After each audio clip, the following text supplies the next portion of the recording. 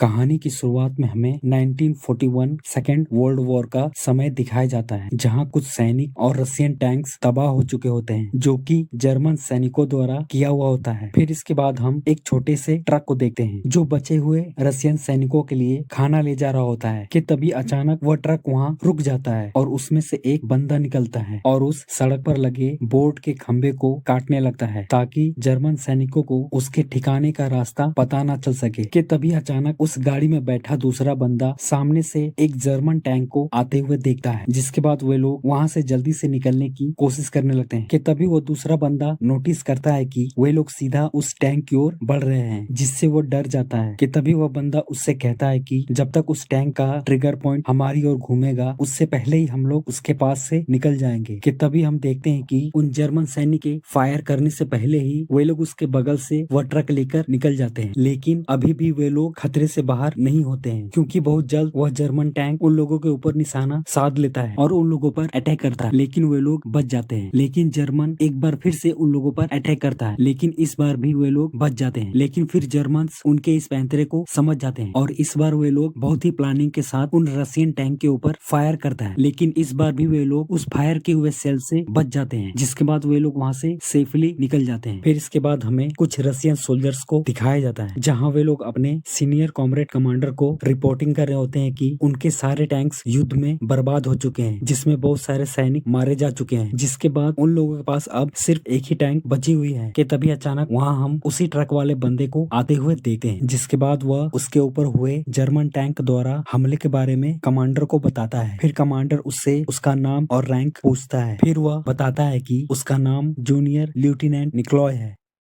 फिर इसके बाद कैप्टन निकोलॉय को अपने साथ लेकर जाते हैं और बाकी बचे टैंक मैन को अपने पास बुलाते हैं। फिर उन लोगों को निकोलॉय के बारे में बताते हैं और कहते हैं कि आज से उनकी जगह निकोलॉय ही उनका नया टैंक कमांडर होंगे। जिसके बाद कैप्टन वहां से चले जाते हैं। जिसके बाद निकोलॉय अपने टैंक मैन को कहते हैं कि जर्मन सेना अपने कुछ टैंक टुकड़ियों के साथ नेफेडोवा गाँव की ओर बढ़ रहे हैं, इसलिए हमें उनसे पहले ही नेफेडोवा गाँव पहुँचना होगा ताकि हम उन्हें रोक सके। यह सुनकर एक टैंक मैन जिसका नाम स्टेपन होता है, वह निकोलॉय को बताता है कि उनके पास अब सिर्फ एक ही टैंक बचे हैं, जिससे हम जर्मन टैंकों का सामना कैसे कर पाएंगे। यह सुनकर निकोलॉय उन लोगों से कहता है कि जंग सिर्फ हथियारों से नहीं बल्कि हौसलों से लड़ा जाता है, लेकिन अगर उनमें से कोई जाना चाहता है तो वो जा सकता है। यह सुनने के बाद वे लोग निकोलॉय के साथ नेफेडोवा गाँव की ओर जाने के लिए रेडी हो जाते हैं। जिसके बाद निकोलॉय उन लोगों को जल्दी से टैंक रेडी करने के लिए कहता है, ताकि वे लोग सुबह होने से पहले ही नेफेडोवा गांव पहुंच सके। फिर इसके बाद वे लोग जल्दी से उस टैंक को रेडी करने के काम में लग जाते हैं और टैंक में हथियार और गोला बारूद रखने लगते हैं। उसी दौरान हम एक और रशियन सोल्जर को देखते हैं, जिनका नाम सार्जेंट गेबोलिया होता है, जो कमांडर निकोलॉय के साथ जर्मन्स को रोकने की प्लानिंग बना रहे होते हैं। फिर कुछ ही देर में टैंक रेडी हो जाने के बाद वे सभी नेफेडोवा गांव के लिए निकल जाते हैं।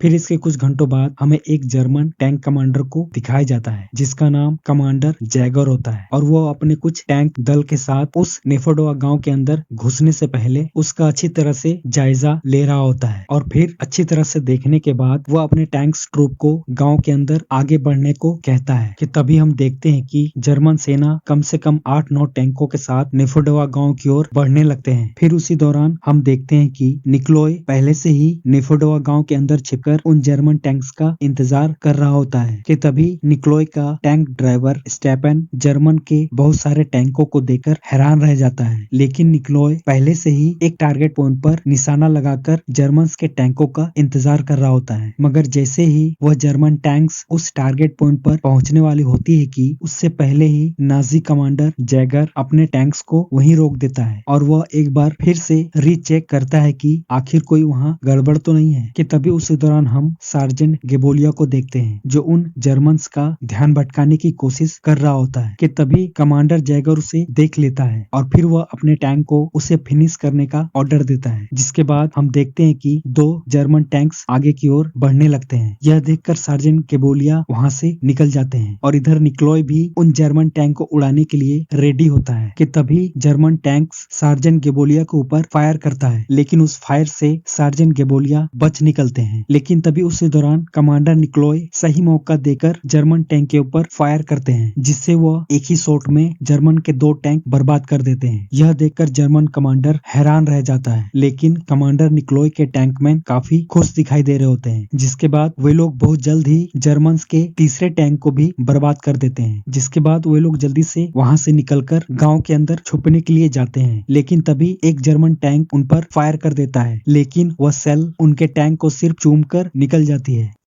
जिसके बाद जल्दी से कमांडर निकोलॉय अपने टैंक को लेकर गांव के अंदर छुप जाते हैं, जिससे जर्मन सैनिक काफी गुस्से में आ जाते हैं और इसीलिए वे लोग गांव के ऊपर बम के गोले बरसाने लगते हैं। फिर इसके कुछ देर बाद जर्मन सैनिक गांव के अंदर दाखिल होने लगते हैं, जिसके बाद वे लोग एक एक करके गांव के घरों को बर्बाद करना शुरू करते हैं कि तभी हम वहाँ सार्जेंट गेबोलिया को देखते हैं, जो सही मौके का इंतजार कर रहे होते हैं। और फिर हम अचानक देखते हैं कि कमांडर निकोलॉय जर्मन के चौथे टैंक को भी बर्बाद कर देते हैं और फिर सही मौका देखते ही सार्जेंट गेबोलिया भी नाजियों के ऊपर गोलियां बरसाने लगते हैं। यह सब देखकर नाजी कमांडर जैगर काफी परेशान दिखाई दे रहा होता है कि तभी निकोलॉय जर्मन के 5वें टैंक को भी निशाना बनाता है, मगर वो इस बार चूक जाता है। यह देखकर नाजी सोल्जर्स निकोलॉय के टैंक के ऊपर ग्रेनेड्स फेंकने लगते हैं। इसीलिए गेबोलिया और उसका साथी जर्मन सैनिकों को रोकने की भरपूर कोशिश कर रहे होते हैं, लेकिन तभी उसी दौरान गेबोलिया का साथी एक जर्मन टैंक के हमले के दौरान मारा जाता है। और इधर दूसरी तरफ कुछ जर्मन सोल्जर्स निकोलॉय के टैंक को उस घर के साथ जलाने की कोशिश करते हैं, इसलिए वे लोग जल्दी से उस घर से बाहर निकलने की कोशिश कर रहे होते हैं। और फिर जैसे ही वे लोग उस घर से बाहर निकलते हैं, वैसे ही वे जर्मन के 5वें टैंक को भी उड़ा देते हैं। लेकिन तभी अचानक उसी दौरान उनके टैंक के ऊपर भी हमला हो जाता है, मगर फिर भी वे लोग उससे बच जाते हैं। जिसके बाद जल्दी से वे लोग अपने टैंक को मूव करते हैं और जर्मन के 6ठे टैंक को भी शूट कर देते हैं। जिसके बाद वे लोग जल्दी से अपने टैंक को लेकर एक घर के पीछे छिप जाते हैं, मगर वह जर्मन कमांडर जैगर भी काफी चालाक होता है। वो अपने टैंक को एक घर के अंदर ले जाकर उनके टैंक के ऊपर निशाना साधता है और उनके ऊपर फायर करता है, जिसका सेल सीधा सटीक निशाने पर उनके टैंक पर जाकर लगती है, जिससे उनका एक टैंकमैन मारा जाता है, जो देखकर वे लोग काफी दुखी होते हैं। और इधर जर्मन सैनिकों को लगता है कि उन्होंने रशियन टैंक को बर्बाद कर दिया है। उधर दूसरी तरफ सार्जेंट गेबोलिया भी टैंक के हमले से बुरी तरह घायल हो चुके होते हैं कि तभी एक रशियन सोल्जर उनके पास पड़े ग्रेनेड्स बॉम्ब को उठा लेता है। फिर निकोलॉय जल्दी से टैंक को स्टार्ट करने को कहता है, जिसके बाद स्टेपन जल्दी से टैंक को स्टार्ट करता है कि तभी रशियन टैंक को फिर से स्टार्ट होते देख जर्मन्स हैरान रह जाते हैं। इसीलिए वे लोग फिर से रशियन टैंक के ऊपर निशाना बनाते हैं और शूट करते हैं, मगर इस बार वे लोग चूक जाते हैं। मगर इसके बाद निकोलॉय एक जर्मन टैंक को निशाना बनाता है और फिर वे जर्मन्स के 7वें टैंक को भी बर्बाद कर देते हैं। और फिर जल्दी से निकोलॉय अपने टैंक को वहाँ से निकालने को कहता है, लेकिन तभी एक जर्मन टैंक निकोलॉय के टैंक को अपना निशाना बना लेता है और फिर जैसे ही वह उसे शूट करने वाला होता है, उससे पहले ही एक रशियन सोल्जर जर्मन्स के उस 8वें टैंक को भी हैंड ग्रेनेड की मदद से बर्बाद कर देता है। जिसके बाद हम देखते हैं कि जर्मन्स के पास भी अब सिर्फ एक ही टैंक बचता है। जिसके बाद अब ये लड़ाई बराबरी की हो जाती है और फिर आगे हम देखते हैं कि दोनों टैंक्स एक दूसरे के ऊपर एक के बाद एक सेल्स शूट करते हैं, मगर दोनों ही नाकाम रहते हैं। लेकिन ये लड़ाई थोड़ी देर तक ऐसे ही चलने के बाद निकोलॉय जर्मन टैंक को शूट करने में कामयाब हो जाता है, लेकिन इसके बावजूद भी वह जर्मन कमांडर अभी भी सेफ होता है। इसीलिए निकोलॉय अपने टैंक को दूसरी पोजीशन पर ले जा रहा होता है ताकि वह इस बार अच्छी तरह से निशाना लगा सके। यह देखकर नाजी कमांडर जैगर अपने टैंक को दूसरी तरफ मोड़ने को कहता है और इधर निकोलॉय अपनी पोजीशनिंग लेकर जर्मन टैंक का इंतजार कर रहा होता है। लेकिन तभी हम देखते हैं कि वह नाजी कमांडर बड़ी ही चालाकी से निकोलॉय को दूसरी तरफ से घेर लेता है और फिर जल्दी से उस पर हमला कर देता है, जिससे निकोलॉय और बाकी लोग घायल हो जाते हैं। लेकिन हमारा हीरो अभी भी हार नहीं मानता है और वह फिर से उन नाजियों को निशाना बनाता है और इससे पहले कि वे नाजीज इन पर फिर से हमला करते, उससे पहले ही निकोलॉय उन लोगों को उड़ा डालता है और नाजियों के आखिरी बचे टैंक को भी बर्बाद कर देता है। उसके बाद हम देखते हैं कि निकोलॉय किसी तरह अपने टैंक से बाहर आता है और बाहर आते ही एक नाजी सैनिक को गोलियों से भून देता है और फिर जल्दी से वह टैंक के आगे की ओर जाता है और उसमें से स्टेपन को बाहर निकालता है, क्योंकि स्टेपन अभी भी जिंदा होता है। कि तभी उसी दौरान हम देखते हैं कि वह नाजी कमांडर जैगर भी अपने टैंक से बाहर आता है, जो कि गंभीर रूप से घायल होता है। फिर जैसे ही निकोलॉय उसे देखने के लिए मुड़ता है कि तभी जैगर उसे बंदूक से शूट कर देता है, जिसके बाद हम देखते हैं कि सारे लोग वहाँ पर अब ढेर हो चुके होते हैं। फिर यह कहानी हमें 3 साल बाद 1944 में ले जाती है, जहाँ अभी भी दुनिया भर में वर्ल्ड वॉर चल रहे होते हैं। इसीलिए जर्मन्स दुनिया भर से बनाए गए बंधक सैनिकों को अपने देश में लाते हैं और वहीं पर हम एक जर्मन्स के सीनियर कमांडर को देखते हैं, जो दुनिया भर से लाए गए कैदियों से कहता है कि वे सब अब इनके गुलाम हैं और उनके जीने और मरने का फैसला सिर्फ जर्मन्स के हाथों में है। और फिर वह सीनियर कमांडर उन सभी कैदियों से उसके सामने झुकने के लिए कहता है, जिसके बाद वे सारे कैदी उसके सामने झुकने लगते हैं कि तभी उसी दौरान हम देखते हैं कि एक कैदी अभी भी वहाँ पर खड़ा होता है। यह देखकर वह सीनियर कमांडर उस कैदी के पास आता है कि तभी हम देखते हैं कि वह कैदी और कोई नहीं बल्कि हमारा हीरो रशियन टैंक कमांडर निकोलॉय होता है। और फिर वह नाजी कमांडर निकोलॉय को उसके सामने झुकने के लिए कहता है, लेकिन इसके बाद भी निकोलॉय अभी भी खड़ा होता है। यह देखकर वह नाजी कमांडर काफी गुस्से में आ जाता है और अपने सैनिकों को उसे एक स्पेशल सेल में रखने को कहता है, जिसके बाद जर्मन सोल्जर्स निकोलॉय को अपने साथ ले जाते हैं। जिसके बाद हम देखते हैं कि वह नाजी कमांडर निकोलॉय को काफी टॉर्चर करता है। फिर हमें इसके कुछ दिनों के बाद का समय दिखाया जाता है, जहां हम कुछ जर्मन ऑफिसर्स को देखते हैं। फिर उसी दौरान वहां पर एक और जर्मन सोल्जर आता है और यह सोल्जर कोई और नहीं बल्कि वही नाजी कमांडर जैगर होता है। फिर वहीं हम देखते हैं कि वह सीनियर कमांडर जैगर को कुछ खास काम करने के लिए उसे ऑर्डर देता है, जो कि हमें इस कहानी के आगे पता चलने वाला है। इसके बाद हम जैगर को फिर से देखते हैं, जो स्पेशल सेल डिपार्टमेंट के पास जाता है और वहां जाकर वह उन कैदियों के बारे में पूछता है जिन्हें स्पेशल सेल में रखा गया है। फिर जब जैगर को उन सभी कैदियों के डिटेल मिलते हैं कि तभी जैगर को उनमें निकोलॉय की जानकारी मिलती है। जिसके बाद हम देखते हैं कि जैगर निकोलॉय से मिलने के लिए उसके सेल में आता है और उसके साथ वहाँ पर एक लेडी भी आती है, जो कि जैगर का वो ट्रांसलेटर होती है। फिर जैगर निकोलॉय से मिलने के बाद वह निकोलॉय से नेफेडोवा गांव में उन दोनों के बीच हुई जंग के बारे में उससे पूछता है और उसे याद दिलाने की कोशिश करता है। फिर निकोलॉय मुस्कुराते हुए उससे बताता है कि हाँ, उसे सब कुछ याद है। फिर जैगर निकोलॉय से कहता है कि उसके अंदर लड़ने की शानदार हुनर है और इसीलिए उसे यहाँ सड़ कर मरने से अच्छा है कि वह उसके लिए काम करे, जिसके बदले वे लोग उसे जीने का एक और मौका देंगे। लेकिन निकोलॉय उसके लिए काम करने से मना कर देता है। यह सुनने के बाद जैगर काफी गुस्से में आ जाता है, जिसके बाद उसके साथ आई हुई लेडी जिसका नाम एना होता है वह उस पर गन तान देता है और फिर निकोलॉय से कहता है कि अगर उसने उसके लिए काम करने से मना कर दिया तो वह उस लेडी को शूट कर देगा। यह देखकर निकोलॉय मजबूरी में आकर उसके लिए काम करने के लिए हाँ कह देता है, जिसे सुनकर जैगर काफी खुश हो जाता है। फिर हमें इसके 2 दिन के बाद का समय दिखाया जाता है, जहाँ हमें नाजियों के जेल को दिखाया जाता है, जहाँ हमें दिखाया जाता है कि जर्मन्स कैसे अलग अलग तरीकों से उन कैदियों के ऊपर जुल्म करते हैं। और फिर वहीं हम नाजियों के सभी हायर ऑफिसर्स को देखते हैं और वहीं हम जैगर को भी देखते हैं। और फिर हम देखते हैं कि जर्मन्स सभी कैदियों को एक जगह इकट्ठा होने के लिए कहते हैं। फिर सभी कैदियों के आ जाने के बाद वहीं हम निकोलॉय को भी देखते हैं, जो अब काफी अच्छे कंडीशन में दिख रहा होता है, जहाँ निकोलॉय को वहाँ अपना कुछ टैंकमैन चुनने को कहा जाता है कि तभी उसी दौरान निकोलॉय को वहाँ अपना एक पुराना साथी लिनोव मिलता है, जिसे वह सिलेक्ट कर लेता है। और फिर जब वो और आगे बढ़ता है तो उसे वहाँ पर अपना दूसरा साथी स्टेपन दिखाई देता है और फिर स्टेपन भी निकोलॉय को वहाँ जिंदा देखकर हैरान रह जाता है। फिर निकोलॉय भी स्टेपन को अपने टीम के लिए सिलेक्ट करता है और फिर जब निकोलॉय आगे बढ़ता है तो आगे वह एक और बंदे को सिलेक्ट करता है, जिसका नाम वोल्चोक होता है। फिर इसके बाद जर्मन्स निकोलॉय और उसके साथियों को एक कंपाउंड के अंदर बुलाता है, जहां जैगर उन्हें एक रशियन T-34 टैंक दिखाता है, जिसे उन लोगों ने वॉर से जीतकर लेकर आए हुए होते हैं। फिर जैगर निकोलॉय को अपने पास बुलाता है और उससे कहता है कि उन्हें सबसे पहले उस टैंक के अंदर पड़े डेड बॉडीज को बाहर निकालना है और उसके बाद अगले 1 हफ्ते के अंदर उस T-34 टैंक की अच्छी तरह से मरम्मत करके उसे फिर से जंग करने के लायक बनाना है। और फिर आगे कहता है कि थी और जब यह टैंक बनकर रेडी हो जाएगा तब उसे इस टैंक के द्वारा ही उसके जर्मन सैनिकों को और अपना हुनर उन्हें सिखाना होगा। फिर इसके बाद निकोलॉय अपने साथी स्टेफन वोल्चोक और लेनेव को अपने पास बुलाता है और फिर उन सभी को जैगर के द्वारा दिए गए काम के बारे में उन्हें बताता है। फिर इसके बाद हम देखते हैं कि निकोलॉय उस टैंक के अंदर उन रशियन सोल्जर्स के डेड बॉडीज को निकालने के लिए जाता है और जब वह उस टैंक के अंदर का मुआयना कर रहा होता है कि तभी अचानक निकोलॉय की नजर वहां पड़े टैंक सेल्स के ऊपर जाता है, जिसके बाद निकोलॉय उन टैंक सेल्स को छुपाने की तरकीब लगाता है, जहां वह जैगर के पास जाकर कहता है कि वह अपने शहीद जवानों के डेड बॉडीज को सम्मान के साथ दफनाना चाहता है, जिसे सुनकर जैगर उन्हें दफनाने की इजाजत दे देता है। जिसके बाद हम देखते हैं कि वे लोग जल्दी से उन सेल्स को उन डेड बॉडीज के अंदर छुपा देता है, लेकिन उन्हें बाहर निकालते वक्त एना उनमें से एक सेल्स को देख लेती है। फिर सभी डेड बॉडीज को बाहर निकालने के बाद वे लोग उन्हें पूरे सम्मान के साथ जर्मन्स के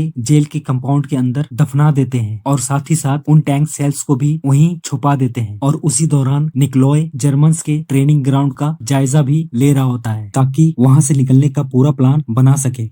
फिर इसके बाद हम देखते हैं कि निकोलॉय के सभी साथी उस T-34 टैंक को बनाने के काम में लग जाते हैं और ठीक उसी दौरान दूसरी तरफ निकोलॉय उस ट्रेनिंग ग्राउंड का एक टैक्टिकल 3D मैप बना रहा होता है, जहां उसे उन जर्मन सैनिकों को ट्रेनिंग देना होता है। और जब वह 3D मैप पूरी तरह बना लेता है तब वह अपने साथियों को अपने पास बुलाता है और फिर उन सभी को उस 3D मैप को अच्छी तरह से देखने के लिए कहता है ताकि वहां से निकलते वक्त कोई गड़बड़ ना हो। कि तभी उसी दौरान हम एना को वहां आते हुए देखते हैं। फिर एना निकोलॉय से कहती है कि जैगर ने उसे मिलने के लिए बुलाया है। जिसके बाद हम देखते हैं कि निकोलॉय एना के साथ जैगर के कैबिन में आता है कि तभी अचानक निकोलॉय को वहां जैगर के टेबल पर एक मैप रखा हुआ दिखाई देता है। फिर जैगर निकोलॉय को अपने पास बैठाकर आगे होने वाली ट्रेनिंग एक्सरसाइज के बारे में उससे डिस्कस करने लगता है और एना वहीं उसे ट्रांसलेट करके निकोलॉय को बता रही होती है। फिर जब यह डिस्कशन खत्म हो जाती है उसके बाद जैगर वह मैप उठाकर अपने ऑफिस के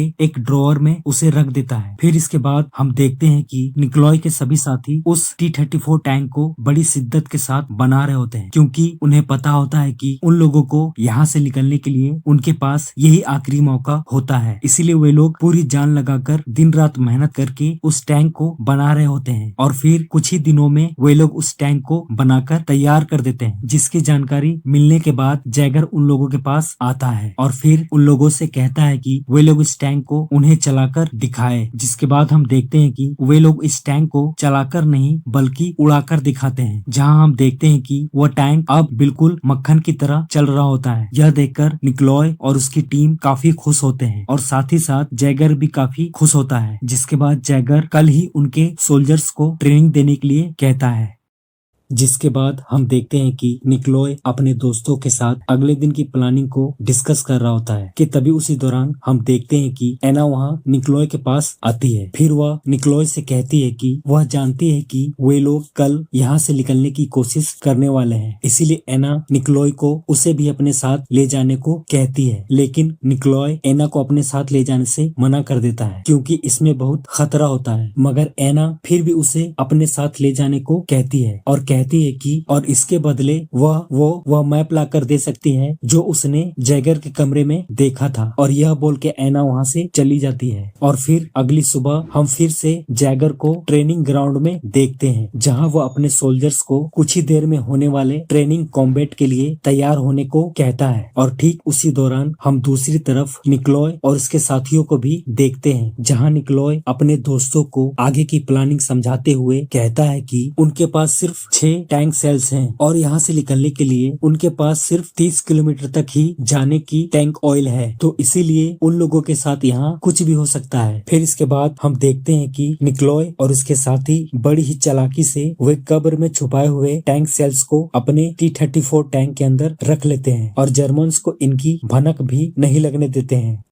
और इधर दूसरी तरफ हम जर्मन ऑफिसर्स को देखते हैं जो ट्रेनिंग ग्राउंड के टॉप पोजीशन से इस पूरे ट्रेनिंग कॉम्बैट के ऊपर नजर रख रहे होते हैं। और ठीक उसी दौरान हम दूसरी तरफ एना को देखते हैं जो कमांडर जैगर की वहां गैर मौजूदगी का फायदा उठाते हुए उसके कमरे से वह मैप चुराने के लिए जाती है और बड़ी ही चालाकी और सूझबूझ से जैगर के कमरे में दाखिल हो जाती है और फिर जल्दी से जाती है और जैगर के कैबिन में रखे कबर्ड के अंदर से वह मैप निकाल लेती है और वह मैप मिलने के बाद वह वहां से जाने लगती है। लेकिन तभी एक गार्ड एना को वहां रोक लेता है। लेकिन तभी एना उस गार्ड को अपना स्पेशल आई कार्ड दिखाती है और गार्ड को बताती है कि वह कमांडर जैगर की खास काम के लिए जा रही है। जिसके बाद वह गार्ड एना को वहां से जाने की परमिशन दे देता है और फिर एना वह मैप लेकर वहां से निकल जाती है। और उधर दूसरी तरफ हमें लेनोव और वोल्चोक को दिखाया जाता है जहां वे लोग उस ट्रेनिंग ग्राउंड के अंदर आग लगा देते हैं जिसके वजह से वहां ट्रेनिंग ग्राउंड के चारों तरफ काले काले धुएं का गुब्बार फैल जाता है जिसे देखकर जर्मन्स काफी हैरान रह जाते हैं। और फिर इसके बाद हम देखते हैं कि निकोलॉय और उसके सभी साथी प्लान को एग्जीक्यूट करने से पहले अपने भगवान से दुआ कर रहे होते हैं और फिर वहां से वे लोग अपने टैंक को लेकर जर्मन्स के तरफ आगे बढ़ते हैं। जिसके बाद बहुत जल्द ही उन लोगों को एक जर्मन टैंक उनके निशाने पर आ जाती है जिससे वे लोग शूट कर देते हैं। यह देखकर नाजी कमांडर्स हैरान रह जाते हैं क्योंकि यह उन लोगों के लिए अनएक्सेप्टेड होता है। जर्मन्स को विश्वास ही नहीं हो रहा होता है कि आखिर रशियंस को टैंक सेल्स मिल कैसे गए। इसके बाद जर्मन्स निकोलॉय के टैंक को उन काले धुएं के कारण उन्हें ढूंढ भी नहीं पा रहे होते हैं। इसलिए वे लोग जल्दी से अपने सभी यूनिट्स को इन्फॉर्म करके अलर्ट कर देते हैं। लेकिन इधर निकोलॉय और उसकी टीम बड़ी ही तेजी से उस ट्रेनिंग कंपाउंड के मेन गेट की ओर बढ़ रहे होते हैं। इधर जैगर अभी भी उन्हें ढूंढने की कोशिश कर रहा होता है मगर निकोलॉय बड़ी ही चालाकी से जंगल और झाड़ियों के रास्ते से उनकी ओर बढ़ रहे होते हैं। और फिर कुछ ही मिनटों में वे लोग जर्मन कमांडर्स के कैबिन के काफी नजदीक पहुंच चुके होते हैं। जिसके बाद निकोलॉय उस कैबिन को अपना निशाना बनाता है और उसे उड़ाने की तैयारी करता है कि तभी अचानक जैगर निकोलॉय के टैंक को उसके इतने पास देखकर हैरान रह जाता है। इसलिए वो जल्दी से सबको वहां से निकलने को कहता है और तभी निकोलॉय उन पर एक सेल फायर कर देता है। जिसके बाद वह टैंक सेल जाकर कैबिन को हिट करती है जिससे वहां जोर का धमाका होता है। लेकिन हम देखते हैं कि जैगर और उसके सीनियर कमांडर अभी भी जिंदा होते हैं और इधर निकोलॉय जल्दी से स्टेफन को मेन गेट की तरफ टैंक को भगाने को कहता है क्योंकि उनके पास अब सिर्फ 4 सेल्स ही बचे होते हैं। जिसके बाद हम देखते हैं कि स्टेफन उस टैंक को एक रेसिंग कार की तरह चलाता है और उस T-34 टैंक को हवा में उड़ाते हुए आगे बढ़ता है और वहां पर खड़े जर्मन्स के महंगे कार्स को कुचलते हुए आगे निकल जाता है जिससे उन्हें काफी मजा आ रहा होता है। और फिर जब वे लोग मेन गेट की तरफ आगे बढ़ रहे होते हैं कि तभी उसी दौरान जर्मन सोल्जर्स उन्हें रोकने की काफी कोशिश कर रहे होते हैं। लेकिन वे लोग अब मेन गेट के काफी नजदीक पहुंच चुके होते हैं। इसीलिए जैगर भी उन्हें रोकने की काफी कोशिश करता है। लेकिन इसके बावजूद भी वे लोग उस मेन गेट को तोड़कर वहां से निकल जाते हैं और वहां से निकलते ही वे लोग काफी खुश दिखाई दे रहे होते हैं। उन लोगों की खुशी का कोई ठिकाना नहीं रहता है।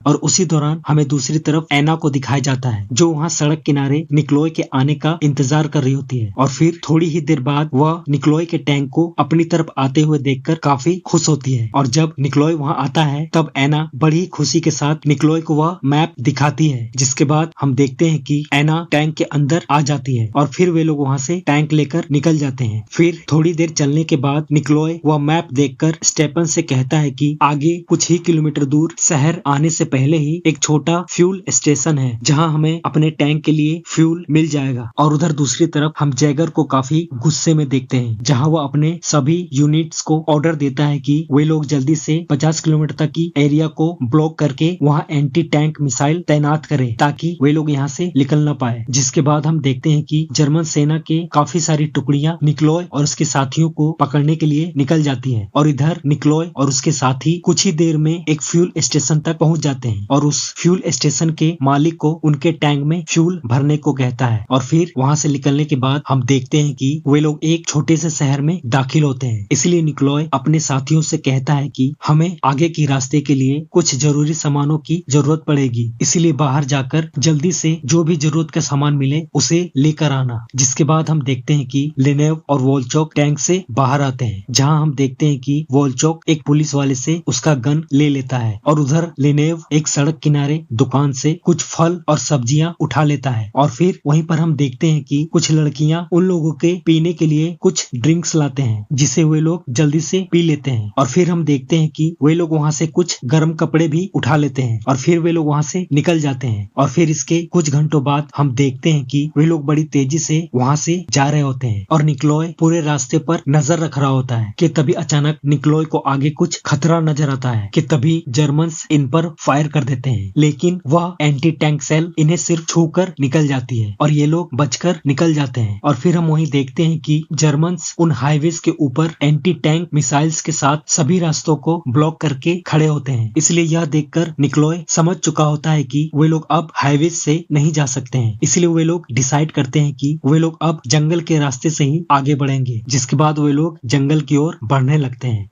और उधर दूसरी तरफ निक्लोय के बच निकलने का न्यूज जर्मन कमांडर कैप्टन को मिलता है, जो यह जानकर वह काफी गुस्से में आ जाता है कि तभी वहीं हम कमांडर जैगर को भी देखते हैं जो अपने सैनिकों को उसके लिए एक प्लेन अरेंज करने को कहता है और इसके बाद जर्मन सोल्जर्स और भी बहुत सारे एंटी टैंक मिसाइल वहां से निकलने वाले सभी हाईवेज के ऊपर लगा देता है। लेकिन निक्लोय इधर उन हाईवेज से दूर अभी भी जंगलों के रास्तों से आगे बढ़ रहा होता है कि तभी निक्लोय उन जंगलों के आगे एक पहाड़ी को देखता है और फिर स्टेपन को बताता है कि वो पहाड़ी ही इन लोगों का आखिरी मंजिल है, क्योंकि उस पहाड़ी के पीछे ही चेकोस्लोवाकिया का बॉर्डर होता है। इसलिए वे लोग जर्मन टैंक से बचते हुए जंगल के रास्तों से आगे बढ़ रहे होते हैं और उसी दौरान हमें कमांडर जैगर को दिखाया जाता है जो ऊपर से प्लेन के द्वारा नीचे निक्लोय को ढूंढने की कोशिश कर रहा होता है, मगर वे लोग उसे कहीं दिखाई नहीं दे रहे होते हैं। इसलिए निक्लोय स्टेपन को टैंक को और तेज भगाने को कह रहा होता है ताकि वे लोग जितनी जल्दी हो सके उस पहाड़ी तक पहुंच सके कि तभी स्टेपन निक्लोय को बताता है कि उन्हें टैंक को थोड़ा आराम देना होगा क्योंकि टैंक बहुत गर्म होते जा रहा होता है। उधर जैगर अपने पायलट को प्लेन को जंगल के और करीब ले जाने को कहता है और फिर जंगल के करीब आते ही जैगर को अचानक वहाँ नीचे कीचड़ वाले रास्तों पर टैंक के निशान मिलते हैं और फिर उसी रास्ते के आगे उसे उसी पहाड़ी के पास एक छोटा सा क्लिंगथल शहर दिखाई देता है। और उधर दूसरी तरफ निक्लोय की टैंक अब काफी गर्म हो चुकी होती है, इसलिए वे लोग वहाँ रुककर डिसाइड करते हैं कि आज रात को वे लोग यहीं आराम करेंगे और कल सुबह होने से पहले ही यहाँ से निकल जाएंगे। कि तभी लेनेव निक्लोय को बताता है कि उसने यहाँ पर सामने एक नदी देखी है, जिसके बाद हम देखते हैं कि वे लोग नहाने के लिए एक साथ उस नदी में कूद पड़ते हैं और नहाते वक्त वे लोग अपनी आजादी को फील कर रहे होते हैं, इसलिए वे सब काफी खुश नजर आ रहे होते हैं। लेकिन उसी दौरान हमें दूसरी तरफ जैगर को दिखाया जाता है जो अपने कुछ टैंक ट्रूप के पास आता है और फिर उन लोगों को निक्लोय को पकड़ने के लिए आगे का प्लान बता रहा होता है। और फिर इसके थोड़ी ही देर बाद हम निक्लोय और उसके साथियों को देखते हैं जहाँ वे लोग सुबह निकलने से पहले वहाँ आराम कर रहे होते हैं और फिर निक्लोय भी अपने साथियों से वहाँ से निकलने की आगे की प्लानिंग डिस्कस कर रहा होता है और फिर इसके बाद वे लोग सोने के लिए चले जाते हैं और सभी लोगों के सो जाने के बाद निक्लोय वहाँ पहरा दे रहा होता है और फिर उसी दौरान हमें एना को दिखाया जाता है जो काफी डरी और सहमी दिखाई दे रही होती है, इसलिए निक्लोय उसके पास आता है, जिसके बाद हम देखते हैं कि वे दोनों एक दूसरे के काफी करीब आ जाते हैं। और फिर इसके बाद हम देखते हैं कि एना निक्लोय से कहती है कि अगर वे लोग यहाँ से जिंदा बचकर निकलने में कामयाब हो गए तो वो अपनी पूरी जिंदगी उसके साथ बिताना चाहेगी। कि तभी उसी दौरान हम दूसरी तरफ जैगर को देखते हैं जो अपने टैंक बटालियन के साथ पहाड़ियों के पास क्लिंगथन शहर की ओर जा रहा होता है।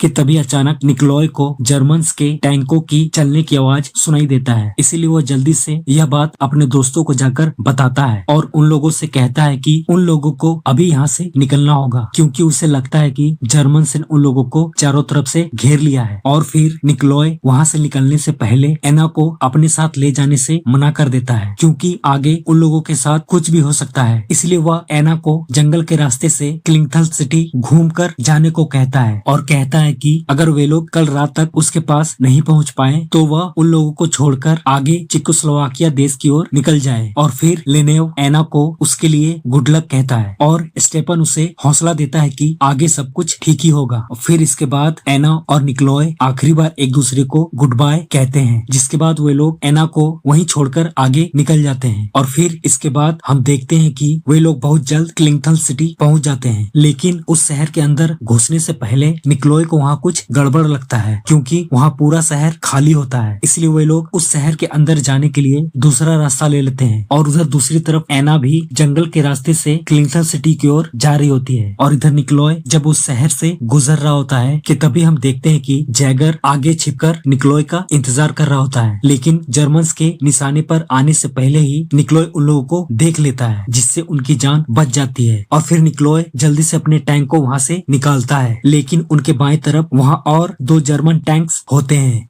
इसलिए निकोलॉय जल्दी से उनमें से एक टैंक को निशाना बनाने को कहता है। फिर जल्दी से वे एक सेल को लोड करते हैं और लिनेव उस पर निशाना लगाता है। फिर निकोलॉय उस पर फायर कर देता है और वह बिल्कुल सटीक निशाने पर लगती है और जर्मन्स के एक टैंक को बर्बाद कर देते हैं। यह देखकर कमांडर जैगर काफी गुस्से में होता है और इधर निकोलॉय उस गली से निकलने से पहले वहाँ बाकी सारे रास्तों को चेक करने के लिए अपने टैंक से बाहर आता है। फिर जब निकोलॉय वहाँ छिपकर उन सभी रास्तों पर नजर डालता है, तब वह देखता है कि जर्मन्स ने उन्हें हर तरफ से घेर रखा होता है, इसलिए वहां से निकलना अब बिल्कुल ही नामुमकिन होता है। उधर जैगर फिर से निकोलॉय के लिए घात लगाकर बैठा होता है। इधर निकोलॉय टैंक के अंदर अपने दोस्तों के पास आता है और फिर वह उन्हें इस क्रिटिकल सिचुएशन के बारे में बताता है और आगे कहता है कि उनमें से किसी एक को बाहर निकलकर जर्मन्स के एक टैंक को संभालना होगा। यह सुनकर वोल्चोक वहां जाने के लिए रेडी हो जाता है, जिसके बाद निकोलॉय उसे एक हैंड ग्रेनेड देता है। जिसके बाद हम देखते हैं कि वोल्चोक वो हैंड ग्रेनेड लेकर टैंक से बाहर आता है। इधर निकोलॉय स्टेपन को बताता है कि जैसे ही उन्हें वोल्चोक की धमाके की आवाज सुनाई देगी, ठीक उसी दौरान उसे सामने वाली दीवार को तोड़कर आगे निकल जाना है।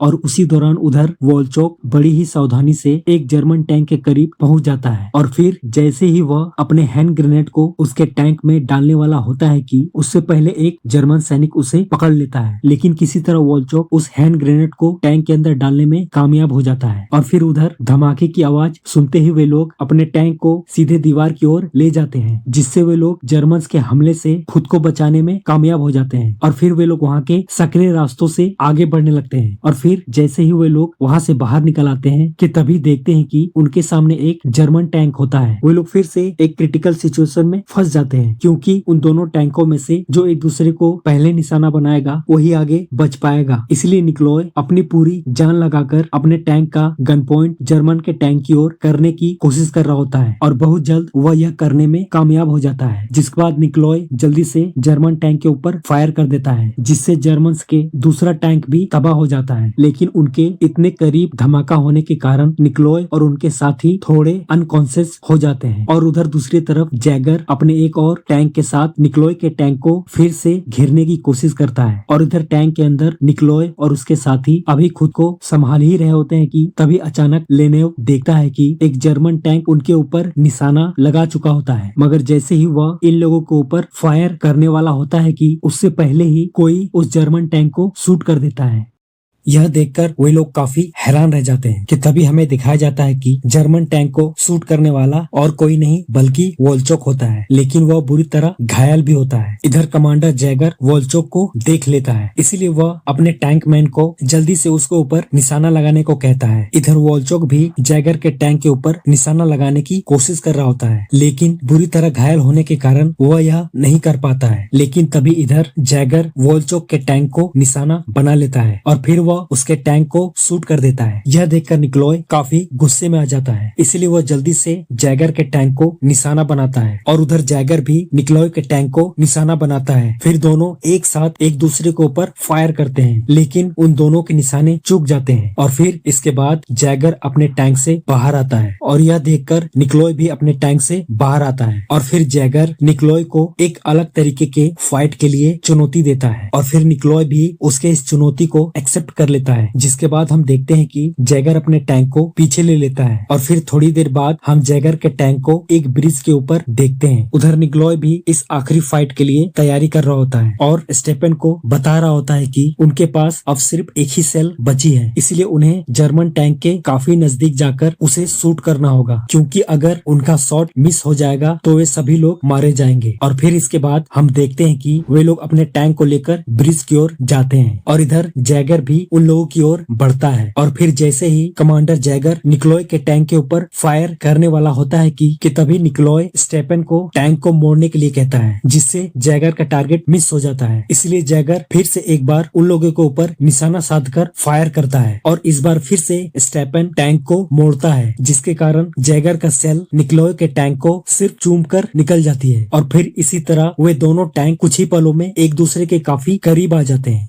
इसलिए निकोलॉय जैगर के टैंक को अब अपना निशाना बनाता है, जिसके बाद हम देखते हैं कि वे दोनों फिर से एक साथ एक दूसरे के ऊपर फायर करते हैं और फिर दोनों का निशाना एक दूसरे के टैंक को हिट करता है, जिसके कारण निकोलॉय का टैंक अपना बैलेंस खो देता है और वह जैगर के टैंक के साथ टकरा जाती है, जिससे उस जर्मन जैगर का टैंक उस ब्रिज के किनारे अटक कर लटकी हुई होती है। जिसके बाद हम देखते हैं कि जैगर अपने टैंक से बाहर आता है और वह बुरी तरह घायल भी होता है और इधर निकोलॉय भी अपने टैंक से एक गन के साथ बाहर आता है। यह देखकर जैगर जल्दी से अपना गन निकालने की कोशिश करने लगता है, लेकिन उससे पहले ही निकोलॉय उसके ऊपर गन तान देता है। यह देखकर जैगर निकोलॉय को उसे शूट करने को कहता है, लेकिन तभी हम देखते हैं कि निकोलॉय उस जर्मन कमांडर जैगर को शूट नहीं करता है। यह देखकर जैगर काफी इमोशनल हो जाता है कि तभी अचानक जैगर का टैंक ब्रिज के नीचे की ओर सरकने लगता है। इसलिए जैगर मदद के लिए निकोलॉय की तरफ अपना हाथ बढ़ाता है और फिर निकोलॉय भी उसके मदद के लिए जाता है, लेकिन तभी हम देखते हैं कि जैगर मुस्कुराते हुए निकोलॉय से हाथ मिलाता है, मानो जैसे निकोलॉय से कह रहा हो कि उसे उसके साथ लड़ना एक सम्मान की बात थी। और फिर वह निकोलॉय के हाथ को छोड़ देता है, जिसके बाद हम देखते हैं कि जैगर का टैंक उस ब्रिज के नीचे सरककर गिरने लगता है, जिसके साथ जैगर भी उस ब्रिज के नीचे पानी में गिरकर मारा जाता है। और फिर इसके बाद हम देखते हैं कि स्टेफन टैंक से बाहर आकर निकोलॉय से कहता है कि उनका टैंक अब खराब हो चुका है, वे लोग यहाँ से अब कैसे निकलेंगे। फिर निकोलॉय उससे कहता है कि उनकी मंजिल यहाँ से ज्यादा दूर नहीं है, इसलिए वे लोग अब यहाँ से पैदल ही जाएंगे। और फिर इसके बाद हमें एना को दिखाया जाता है, जो निकोलॉय की बताई हुई जगह पर उन लोगों के आने का इंतजार कर रही होती है कि तभी अचानक एना को किसी की आने की आहट सुनाई देती है। फिर जब वह उस ओर देखती है तो देखती है कि निकोलॉय और उनके साथी उसकी ही ओर आ रहे होते हैं। यह देखकर एना काफी खुश हो जाती है, क्योंकि वे लोग अब जर्मन देश के बाहर होते हैं और आजाद होते हैं। इसके बाद दोस्तों यह कहानी यहीं पर खत्म हो जाती है। और अगर दोस्तों यह कहानी आपको अच्छी लगी हो तो प्लीज जाने से पहले मेरे चैनल को लाइक और सब्सक्राइब करना ना भूले। तो चलिए दोस्तों, मैं आपसे मिलता हूँ मेरी अगली वीडियो में एक और नई कहानी के साथ।